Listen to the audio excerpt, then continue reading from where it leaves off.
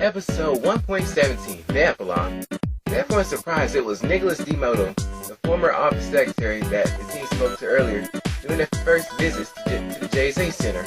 This confused everyone greatly due to his fearless attitude and ill-humored reply. No one ever thought this guy could ever be the leader of something this important. As Nicholas talked to all the members, he actually turned out to be really friendly and carried the same ideas as Nathaniel, which made everyone else warm up to him. After they heard his speech, he told them to skip formalities and just refer to him as simply Nick. He also congratulated the team on how well they did on their mission with the award once and for all. As a reward, he upgraded them to C-rank members.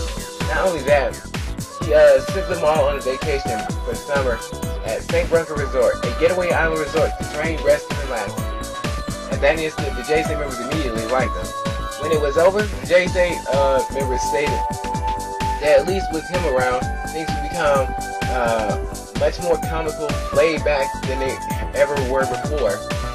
Time skipped from March the 7th, 2011 to May 20th, 2011 as Genesis friends packed their things and prepared to leave for the island campground tomorrow. While this happens, Bruce and Aaron go out to play basketball with friends, and their parents go out of town to look and shop at thrift stores. Meanwhile, Justin stays at home on his computer, typing in his documents about everything that happened this past year. And for everything that's happened, I can truly understand the prefix pseudo, which means not genuine, sham, anything that isn't true, fake. As I retrospect on the conflict and malice of Pollyborg, I thoroughly see that personifies this word. I can also say that he and I are basically two sides of the same coin. One who found his niche, talent, or originality, and one who refused to find his originality and emulated another's, meaning the other's originality to be a better choice. Now that I think about it, Polly spent his duration trying to be something he wasn't or could never become. If he had just learned to stop trying to be like Nathaniel and just learned to focus on his own strengths and talents, things would have ended up so much better. This is probably the main reason why he could never become a leader in JSA like he dreamed. If he had stopped trying to be so much like another person, I bet he could have got the job, no questions asked. In business, people don't want clones that take after someone else. They want something completely new and different to bring about something to the table, at least good businesses, that is. And don't get me started with mass brainwashing he did a few months back. That was just pure pseudoism. He couldn't go out to the world and gain true loyalty because he basically forced it on those helpless individuals. Instead of just taking care of Nathaniel's team and handling with no help whatsoever, he went behind the powers of the construct methods so he could focus on the army of steel instead of going one-on-one like true men when they fight. When I look at it, I was basically like him. For a long time I tried to find out what my signature gift was, even though others with their talents were much more noticeable, well renowned than I was. Then I realized instead of being on showing up, I wanted to be known for who and what I was. I can't completely blame Connie for what he did because a great number of people out there are figuratively pseudo. They pretend to be something they aren't only for attention and power, much like the false dictator himself. When the truth reveals who they really are, they can never recover from all the beats or defeat they saw. It was only because of that man that I truly had to accept my gifts and myself for who I really was. He just quoted Justin in this time. As he continued, the doorbell downstairs began to ring. "No, she's finally here," said Justin as he walked downstairs to open the door. As he opened the door, it was Memphis who came to pay him a visit that weekend. The young girl formally greeted Justin as he welcomed her into his residence. "Hey, glad you made it," said Justin. "Would you like anything to eat or drink while you're here?" "Thank you," she said Memphis. "Do you have any green tea or water?" "Green tea, no, but we have plenty of water," replied Justin. They spent a worthwhile moments talking with each other and began to reminisce about everything that happened. Memphis, "You have no idea how much I wanted this opportunity to happen," said Justin. "You even though Colleen made you do all those things, I still think of you as one of my closest friends despite all that. Really? Right, Nephis, I feel the same way as well. I thought after you knew the truth about who and what I was, I felt that you couldn't stand the sight of seeing me ever again. How would that be? Replied Justin. You were just following orders, being bound by your book or whatever. Now that you're free, you're your own person now. You're right. Thank you so much, replied Nephis as she smiled. Hey, everything alright? Said Justin. Why do you look so flustered? It's nothing really, replied Nephis.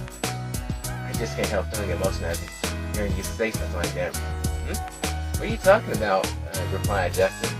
No, you see, you're the first person I've met here who's ever seen me more than a doll or a construct as a person, replied Nephis. But you're much more than a person, Nephis, joyfully replied Justin. You're also my best friend. I also did some research a few days ago, and it says that any construct free from their tone becomes real, making it just as normal as anyone else. Nephis could no longer contain her emotions as she jumped out of her chair and his and I feel joy and relief. I'm so sorry, Ashley said Nephis as she jumped back and realized that what she had just done. Oh no, you're fine, really, replied Justin, who had the biggest smile on his face.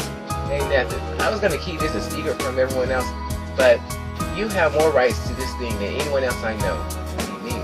Asked Nephis. Let's go upstairs, there's something I want to give you, replied Justin as he led her to his room. Alright, hold on a second, he said, as he was getting something out from underneath his computer desk.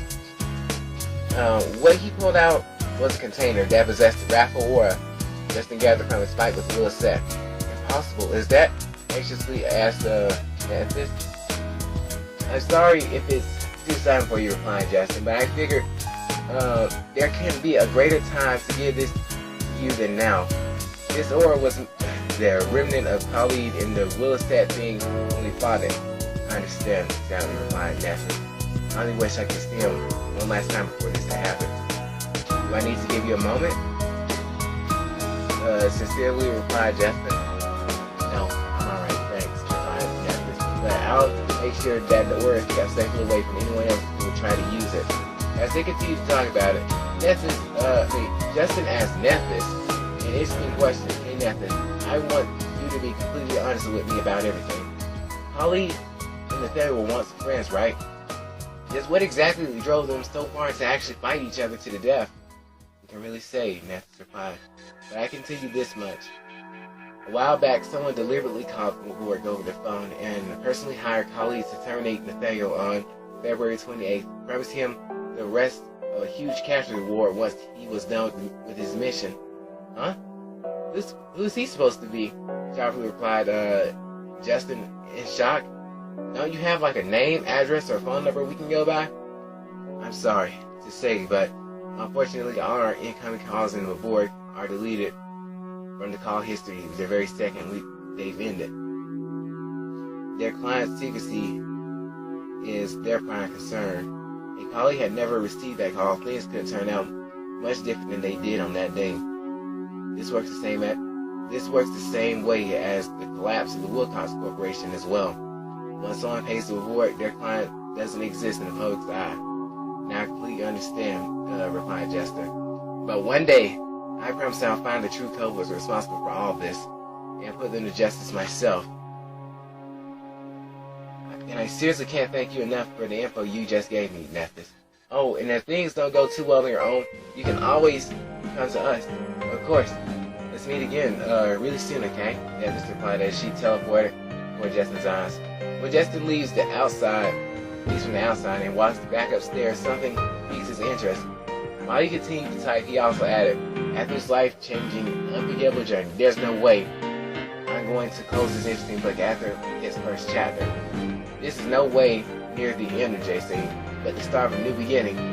Even now, there are 4 things mentioned that I myself couldn't quite comprehend. Will the McVoid return?